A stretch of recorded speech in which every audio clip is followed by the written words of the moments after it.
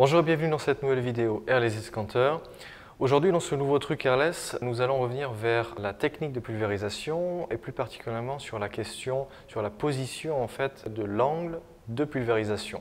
Pourquoi? Puisque si vous ne gardez pas un angle fixe et un angle surtout de 90 degrés, eh bien vous allez vous retrouver rapidement avec deux effets négatifs. D'une part, vous aurez de l'overspray, ou tout au moins beaucoup plus que ce que vous n'auriez en application correcte. Et puis également, vous aurez un risque d'avoir une surface avec des endroits où la peinture est plus appliquée ou appliquée correctement, et puis d'autres endroits où il y a vraiment des manques de peinture sur la surface. Et donc forcément, s'il y a des manques, comme tout en airless, il vous faut soit repasser une deuxième fois, soit passer du temps malheureusement à devoir récupérer ces erreurs-là. S'il y a également des coulures parce que vous n'êtes pas correctement placé, cela doit être donc après rattrapé au rouleau ou autre. Et encore une fois, si on est à l'airless, c'est justement pour ne pas faire de rouleau. Sur une surface comme celle-ci, ce qui est recommandé de faire, c'est donc de garder bien un angle perpendiculaire à la surface de 90 degrés. Et de cette manière, si vous voulez, vous pouvez vous assurer que la pulvérisation de haut en bas ou de droite à gauche, peu importe, gauche à droite, sera toujours régulière et que vous aurez donc la même quantité de peinture appliquée, pas de coulure, pas de manque, et la pulvérisation donc sera parfaite. Maintenant, si vous pulvérisez malheureusement de cette manière-ci quand vous arrivez en haut notamment, ou bien en bas, ou bien encore une fois sur les angles ou des côtés, vous allez vous mettre à pulvériser de cette manière-ci. Encore une fois, le gros problème, beaucoup plus d'overspray et puis un mur complètement loupé avec donc un manque sur cette partie-ci, par exemple, en comparaison de la partie où vous serez vraiment à 90 degrés. Donc voyons tout de suite ensemble les solutions pour contrôler mieux ce problème, notamment si vous avez donc des surfaces qui sont moins faciles d'accès. Donc, parmi les différentes solutions pour arriver mieux à rester toujours à 90 degrés perpendiculaire à la surface de pulvérisation, et ça quand on est en hauteur, quand on fait par exemple des plafonds, ou lorsqu'on veut peindre au niveau du sol, ou bien effectuer une peinture par exemple au niveau des plinthes, où vous devrez donc plus vous abaisser. La première chose à faire, c'est déjà de vous équiper en rallonge. Vous verrez donc différentes tailles en fonction de la hauteur, de la distance des surfaces tout simplement. Donc ça, vous retrouverez un indice de notre part une nouvelle fois pour savoir comment bien choisir la lance dans une deuxième vidéo.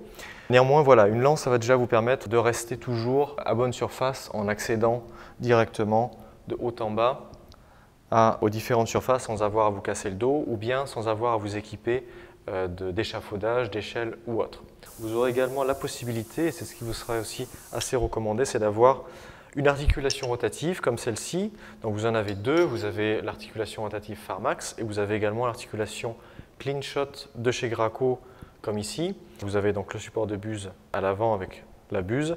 Et donc là, forcément, cela va vous permettre à vous, notamment quand vous avez donc des plafonds ou bien des surfaces en hauteur, de garder par exemple la lance dans cette position-ci, mais de garder toujours un angle qui est réglable ici, puisque vous voyez, ça fait 180 degrés, de rester bien à 90, et ça donc en vous déplaçant avec le mouvement le long de la surface. Le deuxième élément en plus donc des lances et puis éventuellement donc des articulations rotatives associées aux lances, vous aurez également la possibilité, alors si vous n'en disposez pas déjà selon votre modèle de pompe, de vous prendre une cravache airless. Le cravache airless, le principe c'est que c'est un flexible plus fin et surtout plus court que le flexible à peinture qui est déjà branché sur la machine. Et celui-ci donc que vous allez brancher entre votre tuyau à peinture tout simplement et votre pistolet va vous permettre d'obtenir une flexibilité encore plus importante. Et donc le gros avantage, et ça je pense notamment, c'est lorsque vous arrivez en bas d'une surface à pulvériser, d'un mur, vous arrivez très souvent en bas avec le tuyau de peinture ou d'enduit qui est donc beaucoup moins rigide et qui risque de vous bloquer un peu pour finir une pulvérisation homogène. Et donc grâce aux cravaches, vous aurez cette fois-ci la flexibilité pour vraiment descendre et terminer votre geste vraiment parfaitement sans être gêné par le tuyau et donc en restant encore une fois correctement à 90 de la surface. Ensuite, comme autre solution, bien sûr, c'est quelque chose qui peut bien sûr être recommandé, certains l'utilisent, on le voit également sur YouTube, ce sont tout simplement des échasses plus ou moins élevées que vous allez utiliser donc pour peindre. D'ailleurs, beaucoup utilisent par ailleurs en combinaison les échasses avec une rallonge, donc ça la rallonge peut trouver toujours son utilité. Cependant, si vous êtes déjà équipé en échasse, donc vous pourrez bien évidemment travailler facilement en hauteur, au niveau des plafonds, et ça même sans accessoires autres que votre pistolet airless, et toujours en étant à bon angle et à bonne distance de la surface. Enfin, si vous avez donc des murs qui sont, je pense notamment aux murs qui peuvent être des fois dans certaines maisons de plus de 2,50 m, 2,60 m, ce qui peut s'avérer, c'est que vous ayez donc besoin de le faire peut-être en 2 fois. Et dans ce cas-là, du coup, l'idée encore une fois, c'est de s'équiper d'une rallonge, de s'équiper d'une articulation rotative et donc d'être en mesure de peindre toujours à 90. Mais comme le mur est très haut, vous allez donc faire une partie du mur en premier.